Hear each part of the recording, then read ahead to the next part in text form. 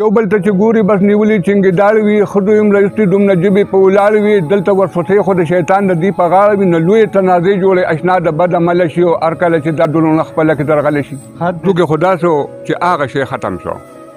هغه شی ختم شو هغه مخکې چې کوم ال شروع هغه شی دا و دلته کار ټول د بغل شروع نو په ولا کې دا دی چې هغه شی ختم شو هغه مخکې چې کوم ال شروع هغه شی دا و دلته کار هغه شی دا و کار د ترخ ټول مکمل شروع نو دا د دې په پښتو کې چې کوم نن یو سړی پښتو کې وي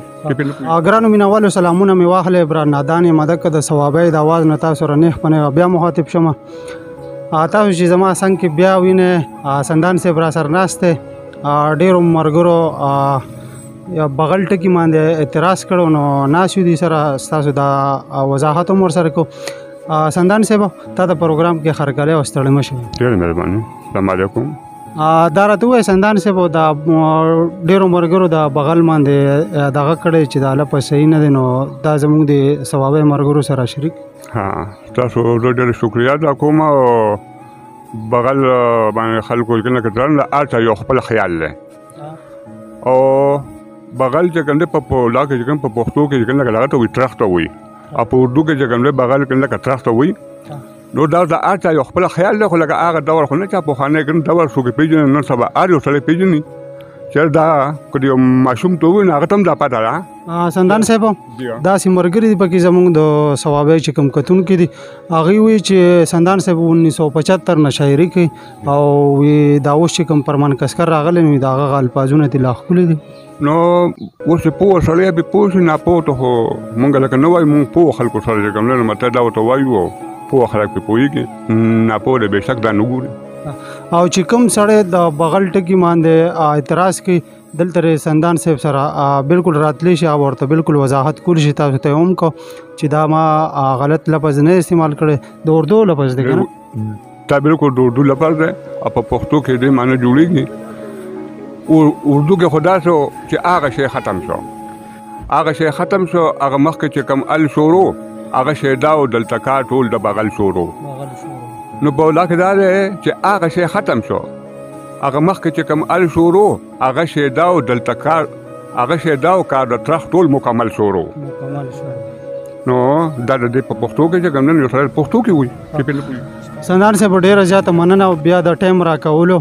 او ګرمیم ده ستاسو یو جهان مننه کومه سندان صاحب دا راته ووایي چې کوم دقه د ثوابۍ زموږ کتونکي تاسو ګوري اوري دې ته د پروګرام کې غزل به ورته وایي نظم به ورته وایي څه دې ولې راوړي نو بس یو لغه به ورته ووایم یو نظم به ورته ووایم ډېره زیاته مننه کتره چې تا چې ډبله به پټ پټوڼې ډبلی شروع کړې بیا دې په غاړه باندې منډې ډبلی شروع کړې موټر دې ورکړه په بدل کې د تخره راوسته ما وې دا سکی چاوې د انډر پلی شروع کړې او نظم دی چې ښکلې ورورولي په دشمنۍ اکثر بدله شي هر کله چې دا ورونه خپله کې درغلی شي شعر ورته دی ښکلې ورورولي په دشمنۍ اکثر بدله شي هر کله چې دا ورونه خپله کې درغلی شي نو دا څه نور څه نه وي یا خبره د پیسو راشي یا چېرته کې جنګ جګړه کور کې د وړو راشي نو دلته دشواري ګوره په خپلو کې د دو راشي نو سوچ وکړه لږ دلته د قسمت پاڼی بدله شي او هر کله چې دا ورونه خپله کې درغلی شي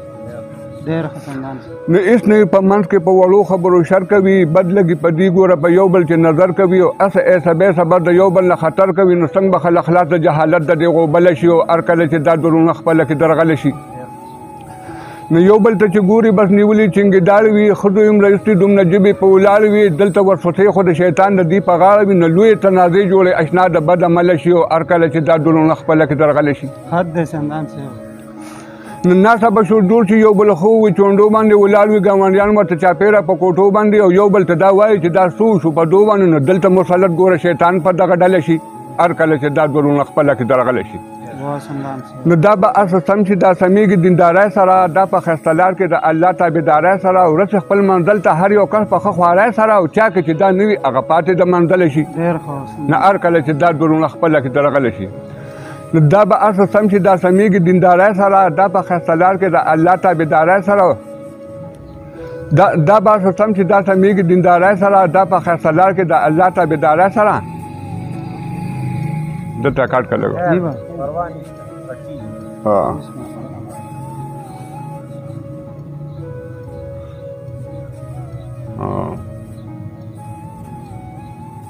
دا لغه موږ لا فکر مې دا وې کنه دا تاسو پورا پور پسې بیا ها